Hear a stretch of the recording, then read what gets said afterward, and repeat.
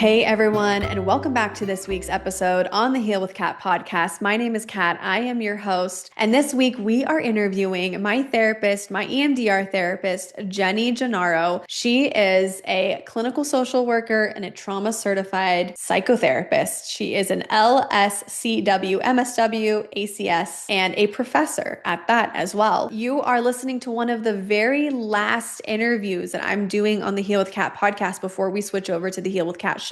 What is changing? If you've been listening for a while, if you haven't seen the updates yet, the Heal with Kat show is a brand new concept that we're switching over to the first week of December, and it's essentially a Q&A show. You can go to katdow.com/ask. I'll put it in the show notes below, and you submit questions every single week, and you can either come on live to the recorded show, which will be put out at a later time and edited, and we can work through a question that you have, or you can just submit a question online, and I'll do my best to address the question without you on the show each week. It's been super successful so far. We've had hundreds of submissions. So if you have a lingering question about a family dynamic or a relationship issue or a block that you're going through, or just something that you've always wanted to ask for guidance on, but haven't felt confident enough to ask and come out and actually ask it, you can completely keep yourself anonymous. I won't share anything as long as you put your name as anonymous on there. And I will do my best every week to give you my perspective,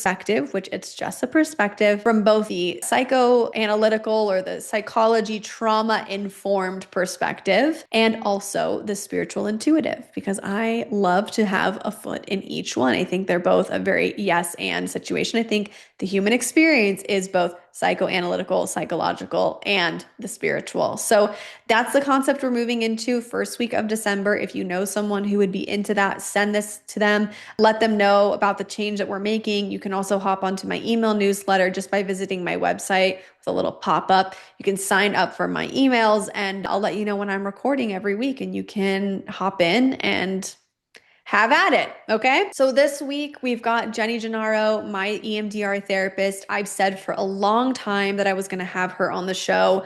We finally got our schedules to line up, and I'm really honored that she's one of the people that I'm wrapping up the podcast series with, because she's the best of the best in my opinion. And the intro to this week's show is gonna be a little bit different because I wanna go into the reasons why I sought out EMDR. Many of you wanted to know, especially those of you who are here from TikTok, you wanted to know, like, why would I seek out EMDR for an autoimmune disease? Like, how can EMDR help me with an autoimmune disease? And I'm going to tell you why, and we're going to get into it as well in the episode today in the interview. I found Jenny on emdria.org, emdria.org. We'll put it in the show notes below. I was getting a lymphatic drainage massage, super random, with this woman named Liz here in Denver. And I basically said to her that I had been doing all of the biological things that you could do for Hashimoto's, Epstein-Barr, and endometriosis. I was cutting out gluten and dairy. I was cutting out refined sugar. I was eating whole foods. I wasn't doing caffeine. I was doing intravenous naturopathic therapy and NAD every single or every other week, rather. I was taking all the supplements you can imagine. I was barely eating anything. I had like a handful of things that I could eat. I was doing red light therapy, lymphatic drainage, vibration plates, Epsom salt, dry brushing, avoiding stimulants of any kind. I was doing it all, guys. I was doing it all. Okay. Like, I had the ability to pay for and hyperbaric chamber therapy. My God, sauna. What didn't I do, honestly? And I was seeing maybe a 40% change in how I was feeling. I was still getting really chronic flare-ups. I still had really bad chronic fatigue. And the kicker for me of when I realized it was getting really bad is when I could only eat like once a day. And what I was eating was like rice. Like, I couldn't really eat anything, or like bone broth. Like, you can't survive on that, okay? My social life, none. And I was starting to get really depressed. And I was really struggling with the mental load of what it meant to be in a body that didn't work for me. So I had been really just desperate to find another way to address what was going on in my body. And so when I got this massage with Liz, we were talking about autoimmune, and she was sharing with me that actually EMDR is something that really changed her life. She found her therapist on emdria.org, And she also did brain spotting, and she's never felt better. And I thought, well, to be honest, I've done a lot of family constellations on my body, but it hasn't really been doing like the heavy lifting. I wonder if I'm just like missing out on some traumas that I maybe forgot about or not aware of, or maybe I haven't fully processed some of the things that I thought I had processed, right? So I go on emdr.org. I find Jenny after interviewing a bunch of different EMDR therapists. What I loved about Jenny is that she had a lot of experience. She's a professor. She is confident and knowledgeable. I felt very held by her. Her energy is so warm and nurturing. And I say this in the interview, but the cherry on top of the cake for me was that she consulted and supported Dr. Gabor Maté, my unofficial mentor, in his understanding of EMDR. And I was like, all right, done. But the catch was that in order for me to do EMDR, I needed to be able to go into a memory that was traumatic in nature. And we had to have an angle to go into.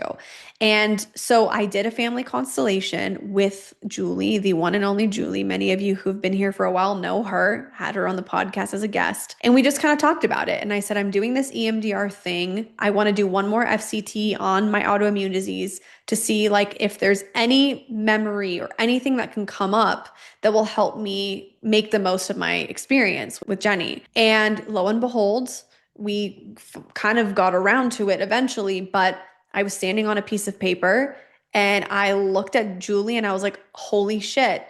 At 15, I went through a sexual trauma and I've never fully processed it. Family constellation therapy gave me the memory to go into. So I met with Jenny for a 90-minute intake. We talked about the trauma. We talked about how I had processed it, how I had normalized it for a long time. And we basically talked about what EMDR will do. And she mentioned that I could do EMDR with mushrooms.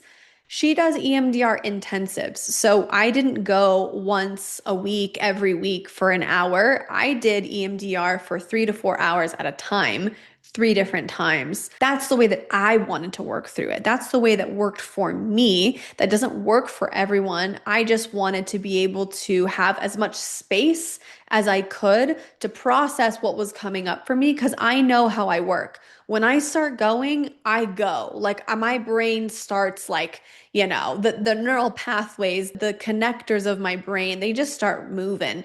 And I didn't want to restrict myself. So that's why I really liked the idea of the intensives. And that's absolutely the experience that I had. But we had a little bit of support with the psilocybin and the mushrooms to put any defenses that I may have had preventing me from processing, put them in a safe place or minimize them so that I could go into the experience fully. And the interesting thing about my experience is that we started with the trauma at 15 years old and we processed it. And Jenny led me through the whole thing. But it was interesting because as soon as we finished processing that, and I can't tell you how long it took because I'm having this whole journey at the same time. I'm brought into my womb experience. And then I'm brought into 3 years old. And then my brain attempts for me to go into 4. And all of a sudden, I'm shot into the spiritual world. And I'm seeing animals, and I'm not in my body. And there's a Native American grandfather. And then my spirit baby's coming through. And I'm like, whoa, like I'm 4 years old. Like, what the hell happened to me? I am not in my body at all. Then I come down from the spiritual world and I pop into 10 years old. And then I pop into another age. And then I come back to 4. And in 4 years old, I had this deep awakening and realization that due to abandonment wounds and some emotional neglect that I don't blame anybody for, it was very circumstantial. I was left alone in my room. I was at this time an only child before my sister was born, and I spent a lot of time alone. There wasn't a lot of connective memories, relational memories for me at 4. And so when I was grounded and quote unquote put in my room or left in my room or went in my room and was left alone for hours at a time, which is what my internal processing memory was, I was alone and I didn't like to be alone. And that's really traumatic for a young child to be left alone for a long time. And so I shot up into the spiritual world, and it helped me really understand because people ask me all the time in the intuitive space, were you born with this gift? Like, have you always been able to pick up on this stuff? And I never really knew how to answer because I was like, well, yes and no, but I don't really have a lot of clarity on what it is. I knew that I could walk into a room and feel everyone's emotions, But is that intuition or is that hypervigilance and empathy? And I learned that at 4 years old is actually when my intuition really came online as a result of trauma. And so a lot of the confusion that I've had in my intuitive abilities early on specifically, or the reason why sometimes I can't always intuitively pull information for myself, is because I had to emotionally and spiritually mature my intuition to be a tool of service rather than a tool of survival. And I think so many of you are going to be able to recognize that and relate to that because so many of us are forced into the spiritual world because our human worlds aren't safe. And so I wanted to really speak on that because I wanted to really give a voice to that part of me. Amongst many other things that we went into, there were sexual traumas that came up at different ages than just 15 years old that I didn't ever remember, didn't ever think of. They were so repressed in my memory that when they came up, we did the processing. And to this day, like after EMDR, it doesn't pain me to think about them or to bring them up. It's just this happened to me. I now know how it affected me. And, we keep moving forward because we've processed them. We also worked really heavily on my relationships with my mom and my dad. We worked really heavily on my relationship with my maternal grandmother, my paternal grandmother, and we also worked on my relationship with my voice. And you might be shocked to hear this because I have a podcast. I'm very active on TikTok and I was very active on Instagram. I've got an email newsletter. We've got the show. You might be like, Catherine, how do you have an issue with your voice? And it's like, it's actually, am I willing to break cycles of the good girl, people pleasing, being what everyone wants me to be, and really step into using my voice for truth, even if a lot of people don't like it, and how controversial that feels inside of me, and being able to embody my truth more and more and more and more. And we had to process a lot of traumas around that, around what it meant to have the space to say how I feel, to be authentic to myself. And that's why I'm really big on helping people right now talk about in their childhoods with FCT and even on the podcast, do you feel that you can be your authentic self? Because if you don't, that's considered trauma. Like I never, ever validated for myself or ever thought that emotional neglect was a big T trauma. And it was in EMDR that Jenny was like, that's actually a big T trauma. Never even thought about it. Why? Because my brain had normalized. Emotional disconnection is how the world works. And that's not true. Simply not true. I had to look at my attachment style. I mean, there was just so much you can imagine. I did almost 10 hours of EMDR. There was a lot that was going on. But the beautiful part is having spent the summer going so deep within myself to process these traumas and to take crazy amounts of space for myself to heal. I'm coming out now on the other side, a different version of me, a version of me that's not fully healed. I'm not cured. I still have flare-ups. They only last days now, if not a day. I know how to connect within my body when I'm processing big emotions. I'm able to be more confident and clear in communicating. And not only that, but even processing my life story. Because I think one of the things that was really interesting for me is that before EMDR, I had an analytical idea, like I had a mental note or an idea of like what happened to me in my life. I've done a lot of work on myself in the last specifically 5 years, but for the last 10 years, I've done a lot of work on myself.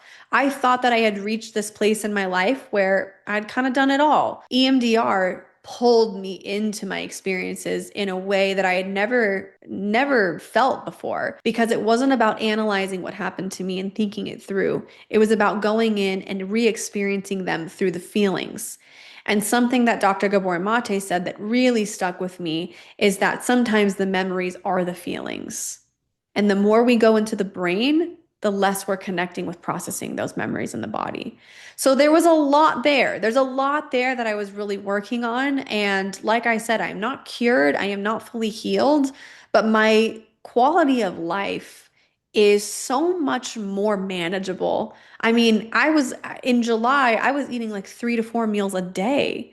I hadn't done that in almost a year and a half. There was so much joy in my body for the first time. There was so much space. I had gone into the depths. I had kind of pulled out all the stuff that was taking up so much space.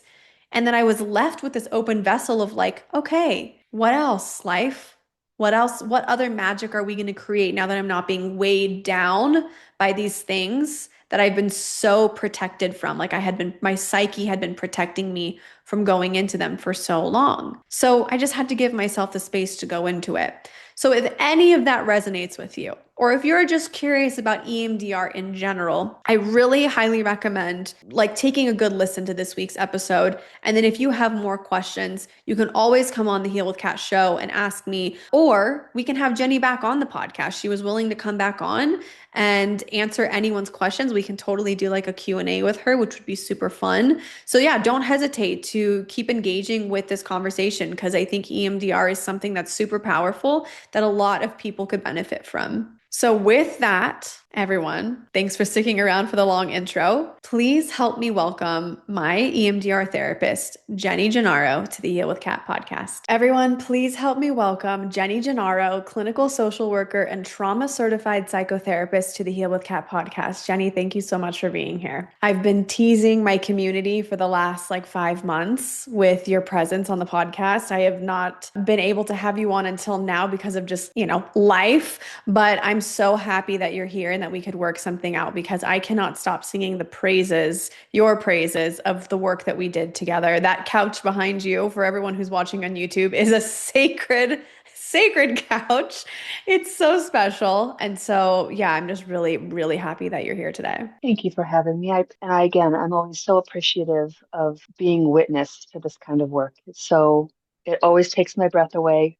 10 years doing it. It's beautiful. What I loved about meeting you was your confidence in the work that you do and your ability to speak so clearly to some of the things that I was struggling with. Like when I came to find you for EMDR, I found you on emdria.org. And I know that you do virtual stuff too. So for people who are listening and they're like, oh, I really want to work with Jenny Gennaro, we'll put all of her stuff down below in the show notes so that you can go to gennarocounseling.com and look into it. But when I found you, it was purely intuitive. I loved your pink hair in your profile photo. I was like, that's awesome. It was, yeah. And I don't know, there was something about you that just made me feel like I could totally let myself be anything with this woman and there's no judgment. And then you put the cherry on top of the cake when you said, I also helped Dr. Gabor Maté with some of his research with EMDR. And to me, for everyone who's listening, I love Dr. Gabor Maté. To me, that was like, yep, yes, yes. So how did you get an opportunity like that? Oh, wow. It was 2019. I'd gone to EMDRIA conference. It's EMDRIA, it's EMDRIA. And I went to a conference in California, Orange County, California, and he was speaking at that conference. And at that conference, he was talking about what he talks about, right? That mind-body connection and how autoimmune disorders, particularly in women, seem to correlate and are triggered by acute stress and trauma. And, things happen in threes, right? And just before that conference, I'd had 3 women that week, similar age, autoimmune disorder, come to my practice for an intake. And all 3 women had this autoimmune, like the symptoms seemed to have triggered within a year of some sort of major trauma or distress. And that's why I was like, all right, universe, I'm listening. Like that's just, and then I saw Gabor Maté speak and I was like, oh, someone else is seeing this too. And so during the book signing, I was chatting with him and I told him that. I'm like, this is what I'm seeing. I specialize in EMDR. And he took my information and said, can we chat? And he interviewed me later on. And I talked, it's funny because he was speaking at an EMDR conference, and he didn't actually know at that time what EMDR was. So I showed him my light bar and I told him what it was. And he now is very, very versed in what EMDR is. But it was just a connection at a book signing. We chatted and we connected a month later. I've stayed in, casual contact with him ever since. That is so cool. Oh my gosh. And I did not know that about your story because that's exactly what happened to me. After 1 year of living in Colorado, I fainted, got a concussion, and then that was really the start of me getting diagnosed with 3 different autoimmune diseases, really. And then it was like a year after that, then I found you. And so that's just really, really interesting to me. Like intuitively, that says, okay, this is somebody who's very much on her path, but also I found the right person in alignment with what I was going through. I didn't even know that. That's crazy.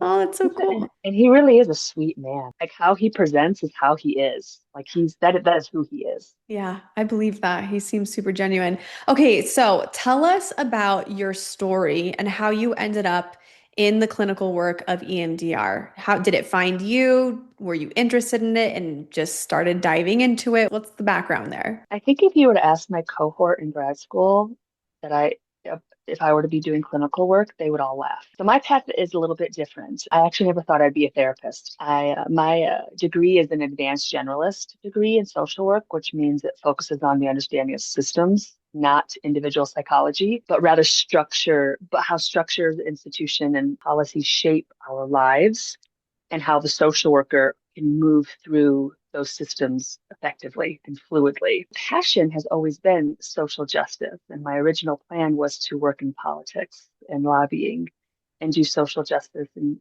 change in that way. Becoming a mom changed everything for me. I realized I couldn't be the kind of attachment focused, grounded parent that I wanted to be and also work in politics in a meaningful way. So I opened up my own practice. I started specializing in trauma. That became a way to still engage in deep system work, just at a nervous system level instead of that macro level. But I also still do macro and meso level work as well. I've done policy work in Colorado. I teach at the university here. So, and I've always been fascinated by trauma and the acuity and complexity and how it shows up in the mind and body, but also in our social structures and our relationship. I work with some of the highest acuity trauma cases that you can work with in the outpatient setting. So yeah, I guess in my view, healing trauma is social justice. It is a form of resistance because when people can show up and reclaim their nervous systems, they reclaim their agency, they reclaim their voice, they reclaim their capacity to engage in the world, and they can engage in the world. So I think that's what drew me to EMDR. It's not just therapy, but it's rather liberation work at the neurobiological level. I have goosebumps. I resonate so hard with that. I mean, it's interesting, right? Because, like you said, you ended up working within systems in some way with the nervous system. But I think of it in terms of family constellation therapy is actually also called systemic constellation therapy. So we're looking at the family system, and you're essentially doing something similar too. And so I wonder, are there people, I've heard this before with neurodivergent people, are there people who are more prone to looking at patterns and systems of things, their brain? I've always been like that, and I've never been like officially diagnosed with anything. I mean, maybe ADD as a kid, but my brain just works like I can just pick up patterns and stuff. Yeah, I think being in the neurodivergent community is our ability to see the big picture. I don't ever know where my keys are, but I can I can create a business plan like no other, but it's our ability to see the world differently. If you think of anthropology, if you think of human history, the neurodivergents were the explorers, right? We were the ones that sought novelty and exploration and discovery, right? We were the ones that were brave and spontaneous. We could see things, our brains made connections quicker and also differently, right? We're only disordered in this capacity, right? Totally. Neurodivergent people are only disordered because there's this neurotypical world that is we're made to navigate. Amen to that. Man, we could have a whole podcast episode on that. Okay, so one of the things that I want to touch on here, I know that many people have heard of EMDR. Like when I started telling people, oh, I just did EMDR, people were like, oh, I've heard of that before, but I didn't really know how to explain like the mechanical way of how it works and how it rewires the brain. Can you take us through specifically like what EMDR does and what the process is? Yes. So think of a disturbing memory as a stuck file that didn't save correctly. I'm going to do like some IT, some techie analogies here. So let's say that disturbing event, that disturbing memory is a stuck file that never saved or didn't save correctly. During EMDR, we bring up that file in a measured way while engaging in that bilateral stimulation, eye movements, tapping, or the tones. This keeps that prefrontal cortex online while the amygdala stands down, right? The amygdala is in charge of that threat response, right? The amygdala stands down, the prefrontal cortex stays online. The brain is allowed to reopen that file, make the edits with current safety and adult perspective, and then save it again. And then that way, the triggers that used to trigger us hold far less charge, ideally no charge at all. So EMDR doesn't rewrite or change anything about the event. I think that's another misconception, is that we're installing memory. No, we're not installing memories or anything new. It doesn't rewrite or change anything about the event. It just changes how we feel about the event.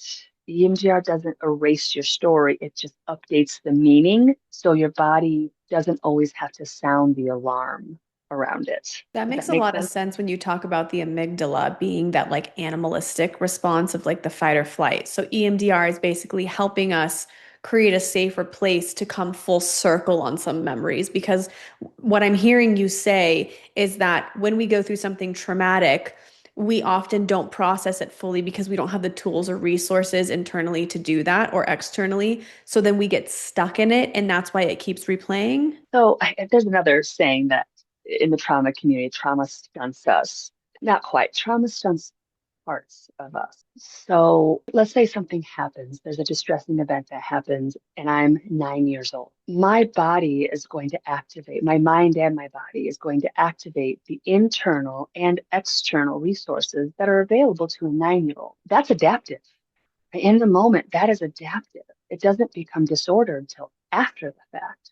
That's the PTSD, the post-traumatic stress disorder. It's only disordered after the fact. During the event or events, how you're managing it with whatever internal and external resources you developmentally have available to you at that time in that space is adaptive. It becomes maladaptive when you're 19 or 29, right? And you're still stuck. That 9-year-old is still protecting that space or engaging in defense mechanisms that are, again, appropriate for a 9-year-old or maybe not a 29-year-old. Yeah, I love that perspective because I think a lot of times when I've gone to therapy or even, you see things on the internet where people make these blanket statements about what's acceptable and what's not acceptable. But like it's very nuanced and life is way more nuanced than we can give it credit for sometimes or we'd like to give it credit for.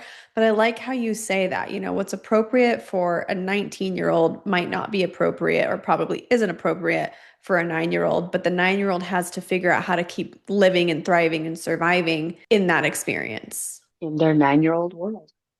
So that would make a lot of sense for, and I'm going to share, guys, my personal reason why I came to EMDR.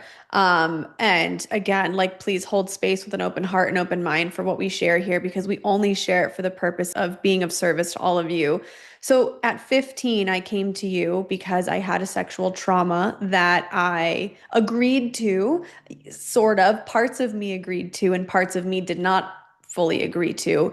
But the trauma that I went through at 15, coming out of that, that's not an experience you should be going through at 15 years old. The brain and the body are too young for something like that. So it didn't hurt me, plague me, affect me until when I was in a real relationship with someone and all of a sudden these triggers were coming up again. Is that similar? Can we compare kind of the two of okay, okay, I just wanted to like play that out a little bit and see if that was the case. So when you had that experience, that 15-year-old girl said, oh shit, Yeah, you can swear. You can totally swear. Yeah, you're totally fine. Oh my God, I'll drop F-bombs left and right. Don't worry. that 15-year-old girl, said, oh shit, like that experience is really complex, right? That was a person that I trusted, that was a thing that happened. I agreed to it. Did I agree to it? Or parts did I agree to? Like there wasn't total consent, right? There's all the dissonance, right? So our window of tolerance, right? We got to stay in our window of tolerance. A part of staying in our window of tolerance is sometimes minimizing our own experience and shutting it down, right? Checking out, be like, there's nothing to see here. I agreed to it. There's no trauma. No bad thing happened. All the things that I feel in this moment, they're fine because I agreed to it. So I don't have the right to feel the way that these feelings are. So I'm going to box those up, right? And put those on the shelf. But then your 15-year-old self is what's standing in front of it, defending it, protecting it, right? It's a 15-year-old's coping mechanisms that are protecting that event with all it's got. And to a 15-year-old, that's a huge event. To 25-year-old you or 35-year-old or 45-year-old you, like any adult would look at that and say, what's the big deal? Like Yeah. that's a thing, that's a big deal, but that's not, but it's stored so big because of how young we are at the time that it happens. I don't think anybody as an adult could hear your story and not have compassion for it, Hmm. especially women. I think most women have experiences like that. And we can, have that grace and compassion. But that 15-year-old girl didn't know how to give herself grace or compassion, especially when she was swimming in that dissonance. So we had to work through that angst. And 15-year-olds are like hard, right? Yeah. Like 15-year-old girls are no walk in the park. True. We had to work with that 15-year-old, that angsty, that stubborn, that, 15-year-old girls don't want to go to therapy, right? So that wounded child part was what was in front of that trauma that we had to work with so we can get access to do the work on the event. Beautifully said. I like the way that you described that, and I'm glad we could bring a real life example to that. That's why I brought it up, because I figured somebody might need a real life example for that. What I learned about going into that trauma specifically is actually, you hear all the time in trauma information that trauma disconnects the brain and the body, and you hear it. But you don't really understand it until you're sitting on your couch and you're like, whoa, like this is actually really insane. I want to talk a little bit about how EMDR addresses what happens when that disconnection between the brain and the body happens. Because what I find it for myself and for a lot of my clients is that because the body stopped being safe because of that unprocessed trauma, we live in the brain. So we develop overanalyzation, OCD, ruminating thoughts.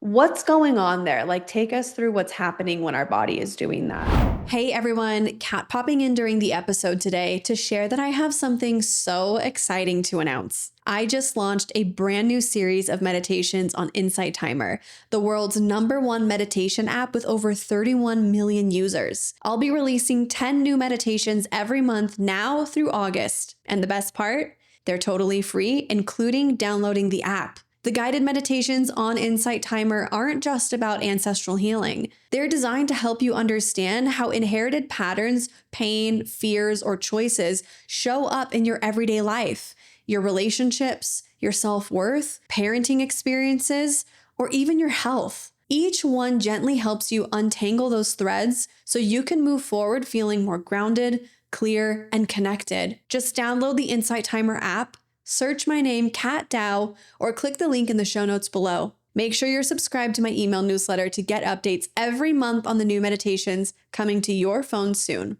All right, let's get back to the episode. I call it the floating head syndrome, especially when we have trauma that impacts our bodies like that. And sexual assault trauma is an assault, the mind, the body, the spirit, soul, the identity, right? We kind of pop our heads off our bodies, and our heads are kind of over here and our bodies are over here, just navigating the world, not in sync, right? And then our bodies do these really weird things, right? Like catch an autoimmune disorder, right? Because we're disconnected, or migraines, or back pain, or gut problems is the big one. Back pain and gut problems is the big one that I see with women in particular. But PTSD or trauma or anxiety related to trauma, acute anxiety, it's a dysregulated alarm system that's happening in our body that our brain is detached from, right?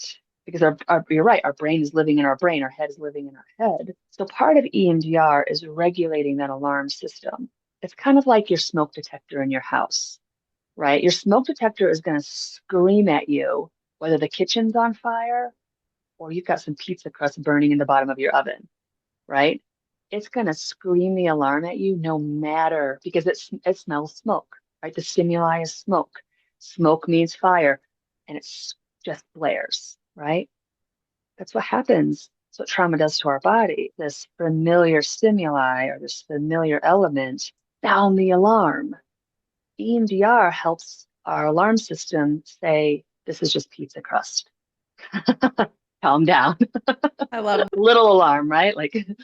Or the house is on fire, right? And all the things in between, right?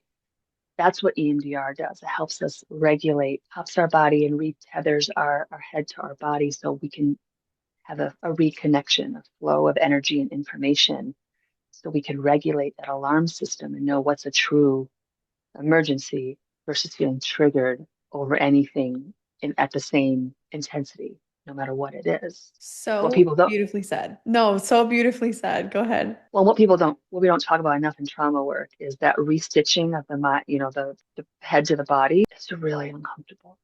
You've been walking around completely disconnected from your body, and then all of a sudden you're in your body. That's part of the trauma work too. I haven't been here in a while. You've been a home that I've been away from. What's it like to be back here?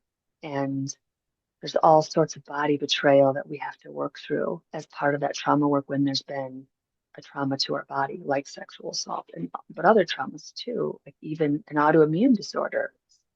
It's body betrayal. My body is feels like it's betraying me, Yeah, right? that's huge, right? Because like before I started coming to you for EMDR, when I would get a flare up, I would panic, I would isolate myself, I would freak the fuck out, and I'd be like, I can't go anywhere, I can't talk to anyone, I can't eat anything. Like I was so in trauma response because my body, I didn't know how to trust my body. After EMDR, I suffered three specific flare ups from June until it's now October. The amount of time that the flare up lasted in comparison to before EMDR was literally days versus weeks or months, where I could finally be like, okay, I know what's happening right now. I know how to come back into my body. I trust that I can take care of myself. That was like one of the greatest things I think that came from the EMDR itself was just the flare-ups are like they're not totally cured and gone, which I think I want to clear up for anyone that's listening because I'm not like completely cured and healed, but man, do I have like my life back in a lot of ways. But I want to touch on something else that was coming up for me as you were speaking, which is when my brain and my body came back home together after our first EMDR in June, I remember being in your office saying, I'm going through an identity crisis. I don't know who the hell I am now. I haven't, ooh, I'm gonna get emotional.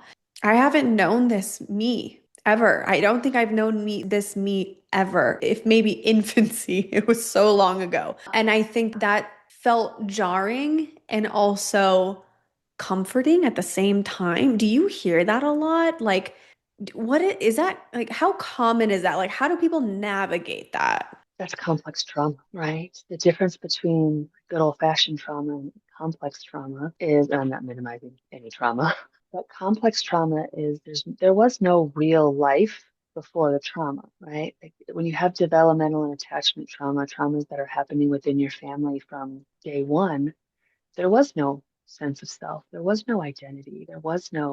Your identity was forming alongside the trauma. The trauma was getting woven into this identity, right?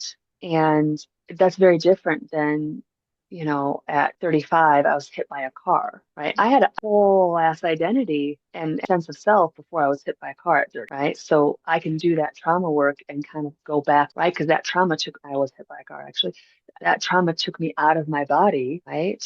And I had to do some work on that, but then I could come back home, right? Because there was a defined home. I had an identity. I had a sense of self. When you have trauma, especially developmental or attachment trauma, trauma in child, while you're still growing yourself and putting these bricks into place of your foundation, how do you tease that out, right? There is nothing to go back to.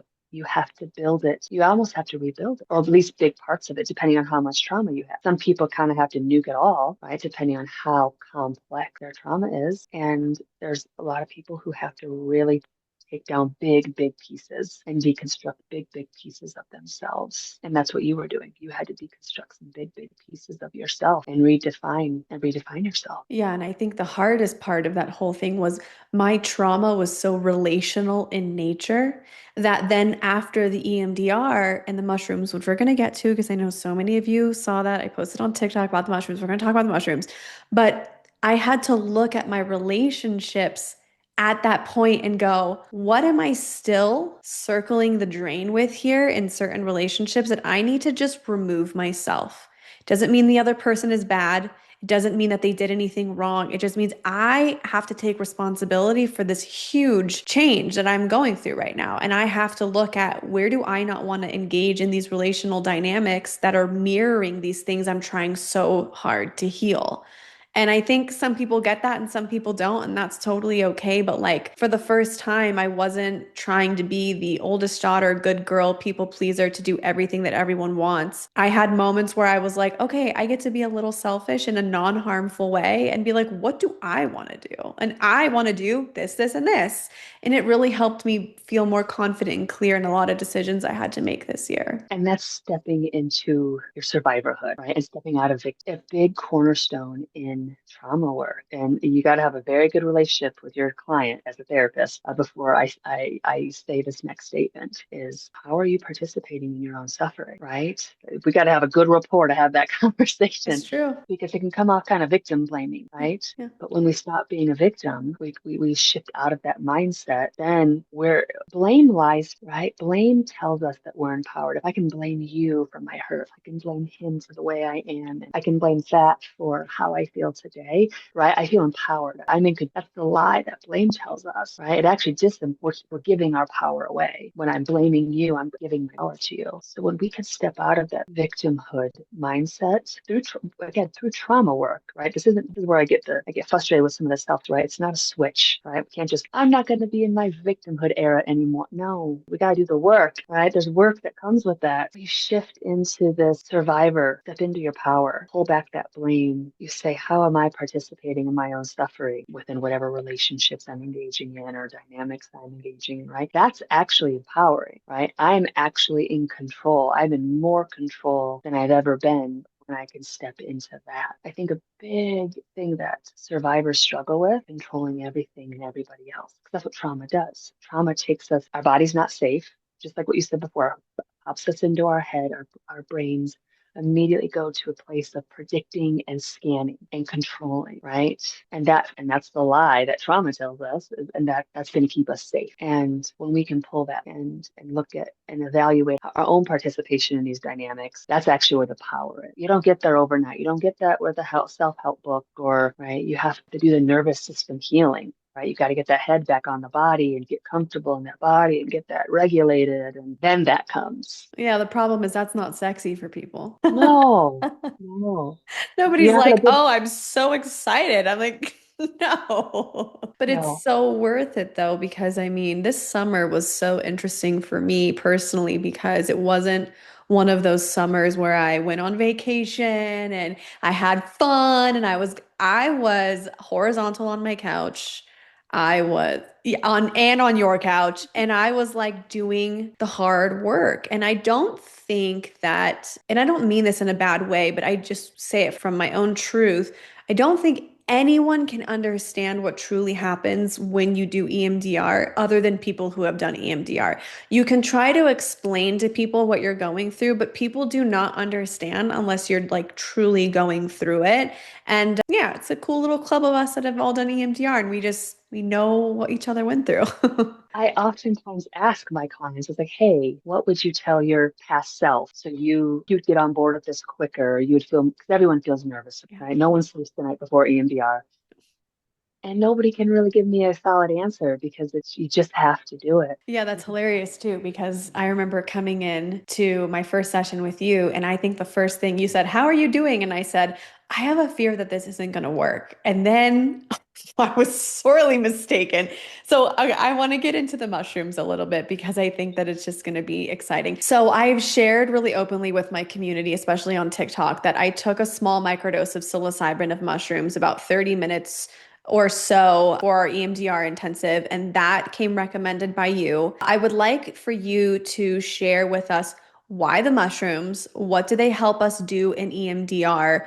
Our session was 4 hours long together, so you guys, I told you this in the intro, but I was on a journey for 4 hours. So I mean, I don't know. I would just love for you to kind of explain to people like this isn't some like fun party drug that we're like taking on a couch to do EMDR. It's so much deeper than that. Not fun at all. No.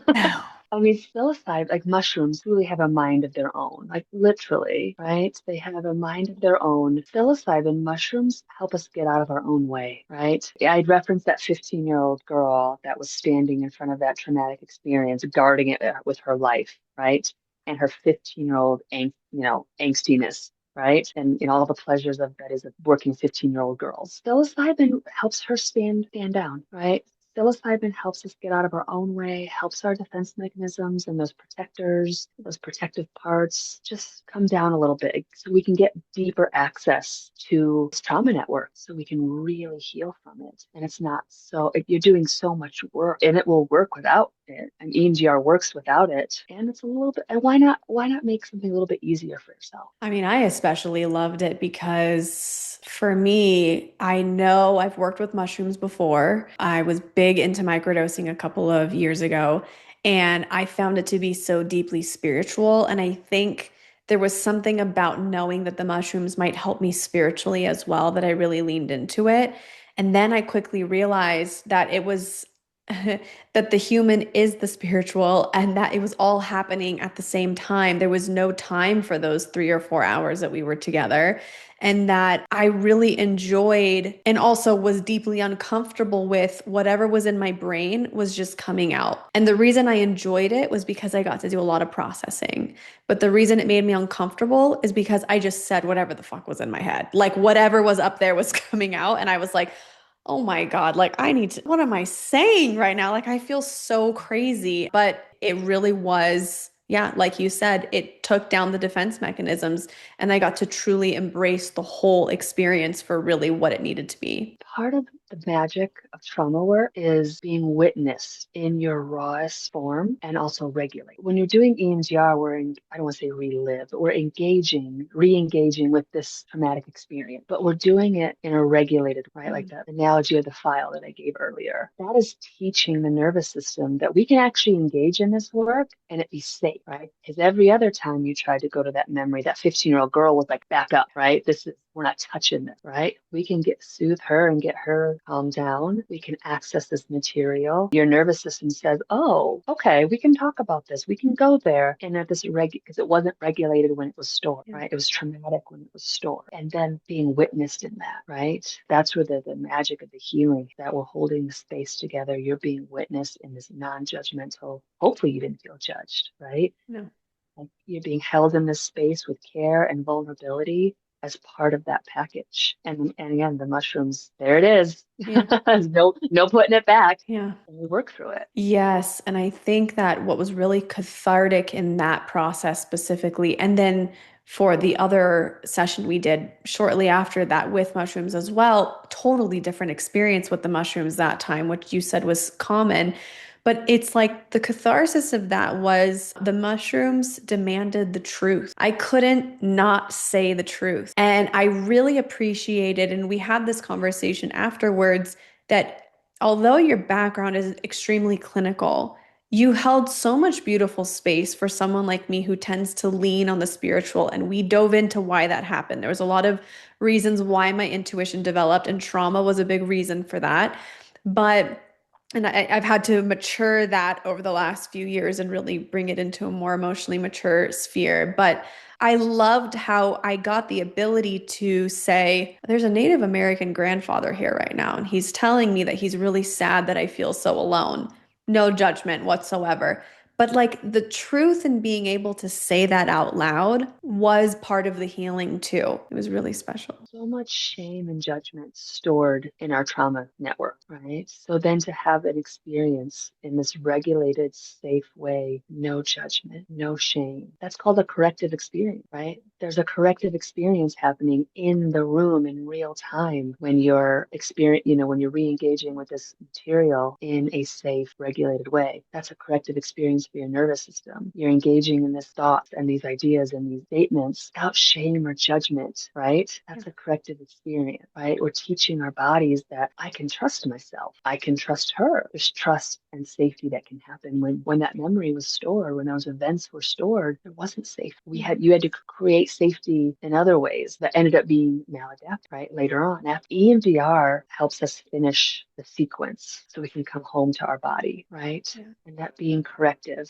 and safe. Yeah, I love that. It's so true. Does everybody Is everyone a candidate for psilocybin while doing EMDR, or are there specific cases where people might not benefit from it? Psilocybin is one of those that's really safe, generally speaking. And if you're struggling with psychosis, I'm less inclined to report that. If you're in a manic episode or have a history of mania, there's going to be extra screening processes that we're going to be doing if there's certain types of struggle, suicidality, substance abuse. If you've had a negative experience with psychedelics before. And none of these necessarily completely, eliminate your chances of doing this work. It just means that we may need to take some extra care and do some extra history and be cautious. Generally speaking, microdosing is pretty safe, right? You're not seeing dragons, you're not tripping, you're not like, talking to trees or anything, right? It's just enough to get you out of your own way to do the trauma. So you're only prescribing a microdose, and then however the medicine tends to express itself in the human that takes it is just part of the experience. Yes. Okay.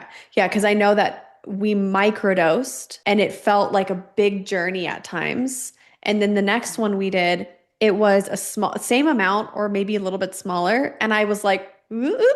It was like really quick. Like I was like, oh, and I don't feel the mushrooms anymore. But I want to talk a little bit about the neuroplasticity benefits from mushrooms because I know that it's not just a barrier breaker. There's also subconsciously and in the brain a lot of benefits that come with the mushrooms as well, right? I don't know if we totally understand that yet, right? Like the mushrooms are really magic. Psilocybin's really, really magic. And it's like this fresh blanket of snow, right? And then we get to determine path the tracks in the snow. And if we don't engage the psilocybin or any of the psychedelics is kind of the heavy lifting that you do in the moment. But the real magic and the benefit is the integration after that, right? So if you don't keep walking these pathways, they grow back just like a trail.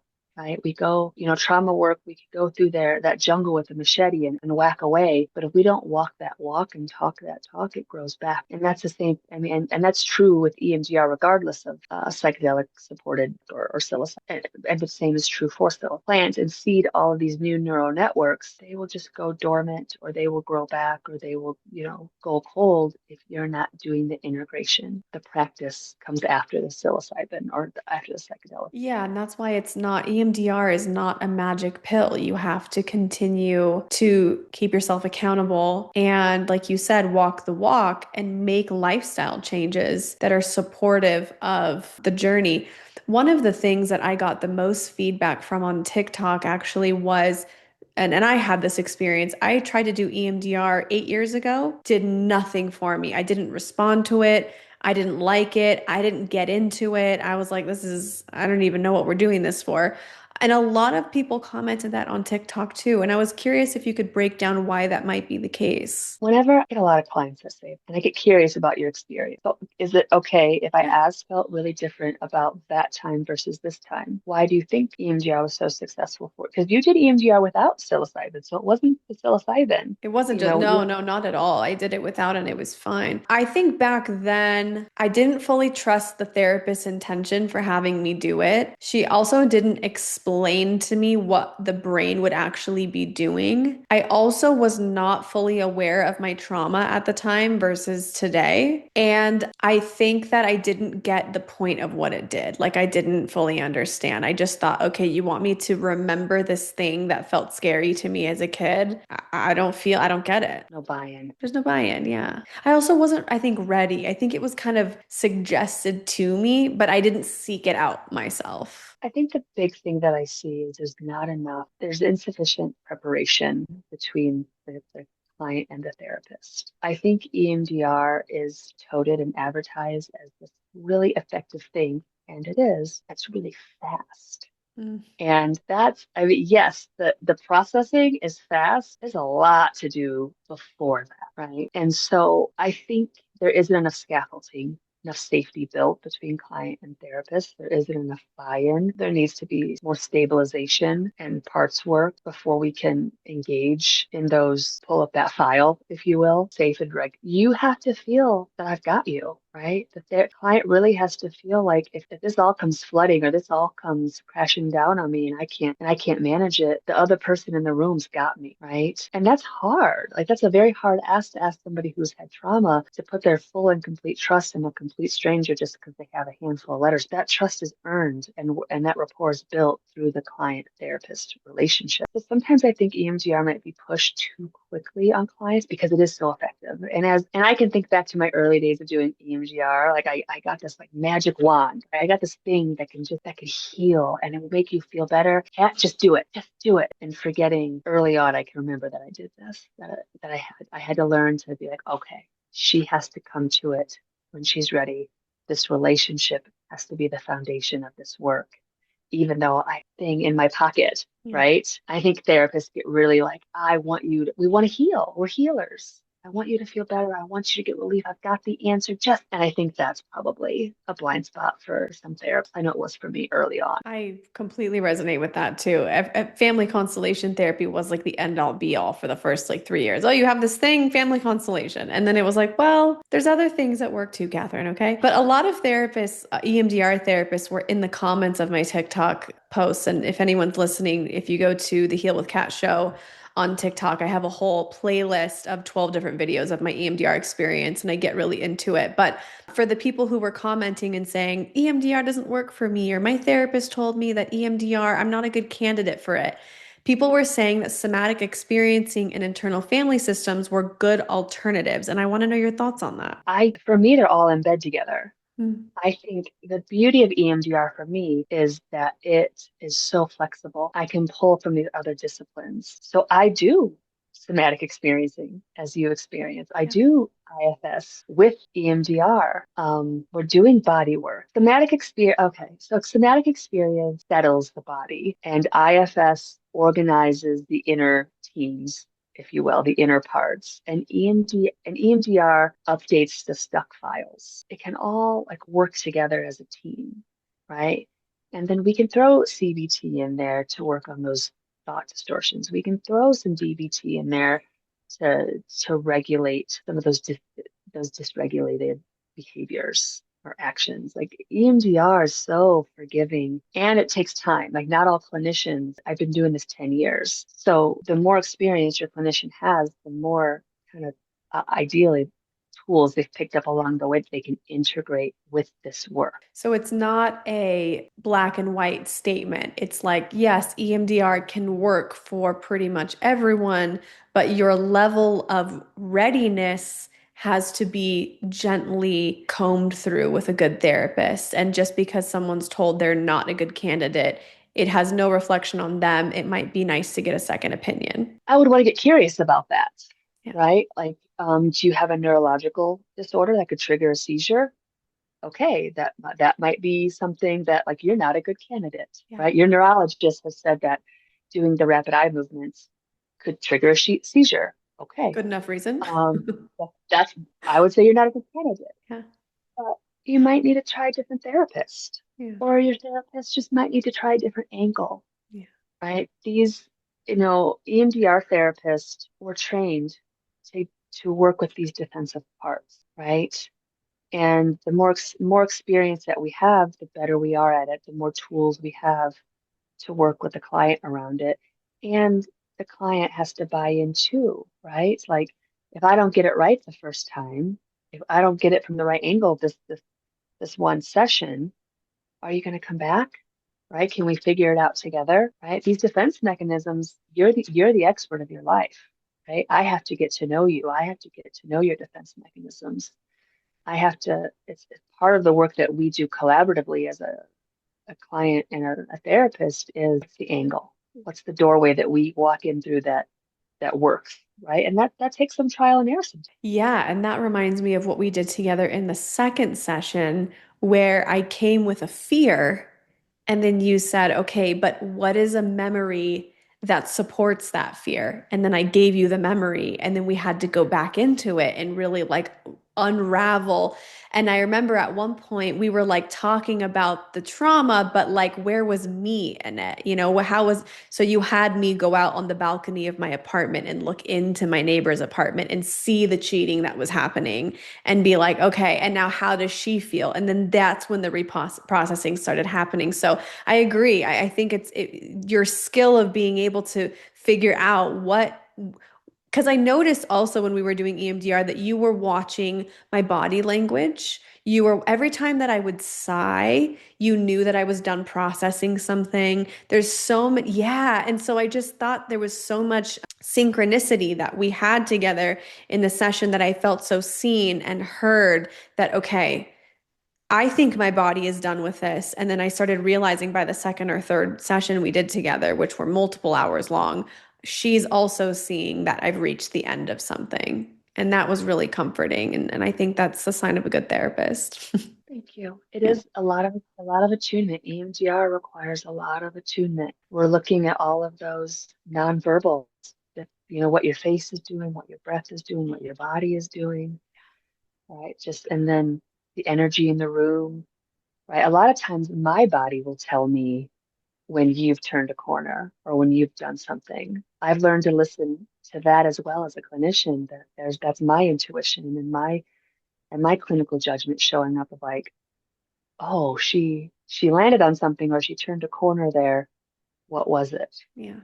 It's always so exciting too when you stop the buzzer because I can't wait to tell you what I found. I'm like, I can't wait to tell you that this is this thing. And and I remember you said to me, like, let's just keep it short because we want to stay in it. And I'm like, I totally broke that rule. And you were so patient with me, but I broke the rule and I was like, oh my God, and this thing happened, and then my spirit guide, and then the snake came in, and then all of a sudden I realized my truth about this experience is this. It's like, okay, Then there Catherine. was a then there was a rooster. Was a rooster. Guys, I had the craziest experience, but I mean, I'm better for it today. So I say I honestly think that the reason I felt so held is, again, I've said this before in the episode today, but like you let me have my process. Yes, I lean more into the spirituality. It became my safe place as a child. We explored that. And I found now that like being more human and being in my body has actually turned my intuition on like even more, and I'm not lost in the sauce of the clouds. I'm like in my body and like attuning and intuiting through my body in a totally different way, and it's really helped me become like way more powerful in my intuitive abilities. And that's the social justice. Reclaimed your parts, right? You've reclaimed your nervous system, you've regulated.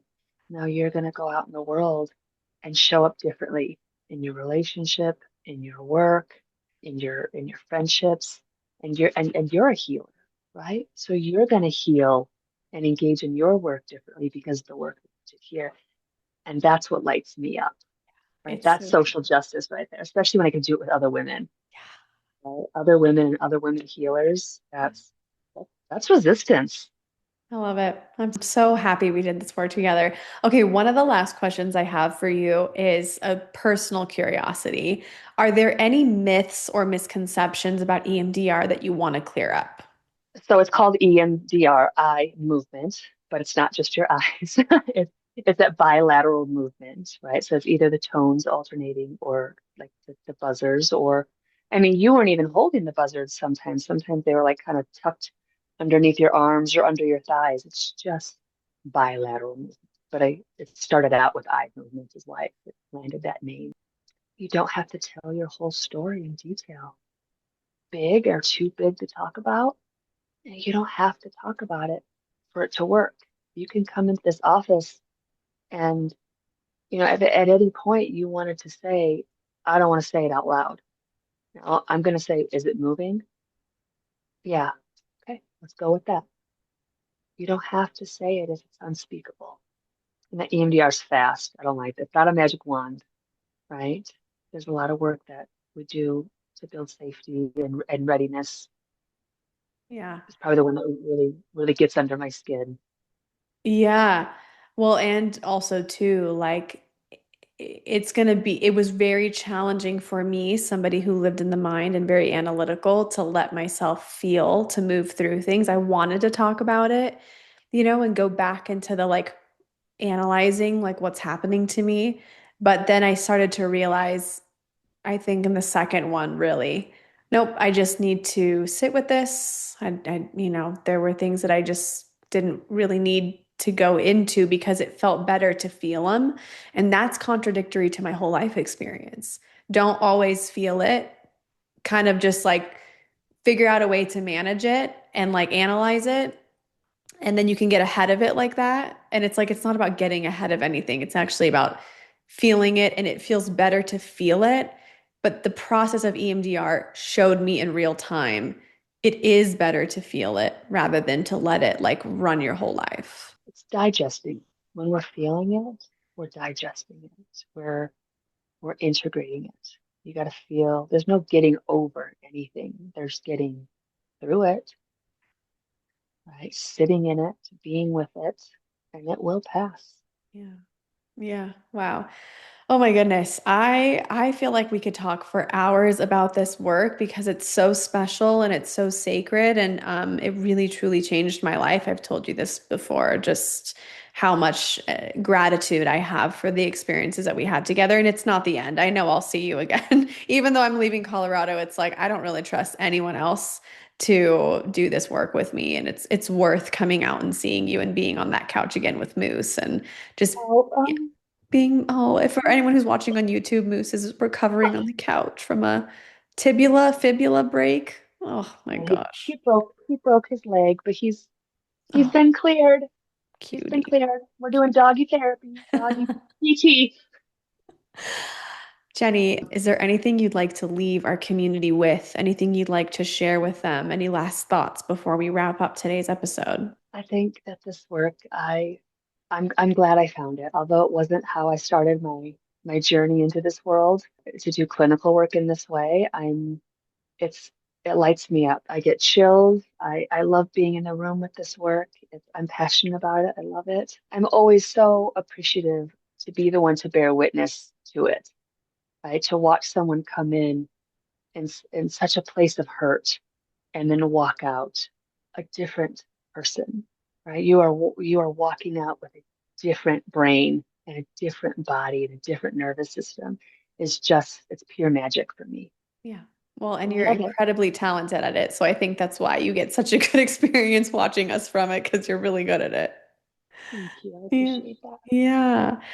How can people find you and connect with you if they're listening to this and they're like, man, I really want to know more? Do you do discovery calls? Like, how can people connect with you? Well, I am far better answering email and text than I am voicemail. So you can, my website, gennarocounseling.com, there's a form that you can fill out that to email me. And some people would like a 20-minute consultation call just to feel me out and ask questions. We can do that. And some people are ready to pull the trigger on that 90-minute intake and just schedule it and get going. Both are okay. Yeah. And bring questions that you guys have from this episode too, because she can probably answer those in that intake as well. Absolutely. Thank you Absolutely. so much for coming on again. I don't think there's enough words. Thank you doesn't even feel like enough, but thank you so much for your time today. And I'm so excited to share you with the community. Thank you for having me. I really appreciate it. All right, guys, if you like this week's episode, don't forget to rate, subscribe, review, and share it with someone who might benefit from all of the juicy goodness we talked about in today's episode. And we'll see you next week on the Heal with Kat podcast. Thanks.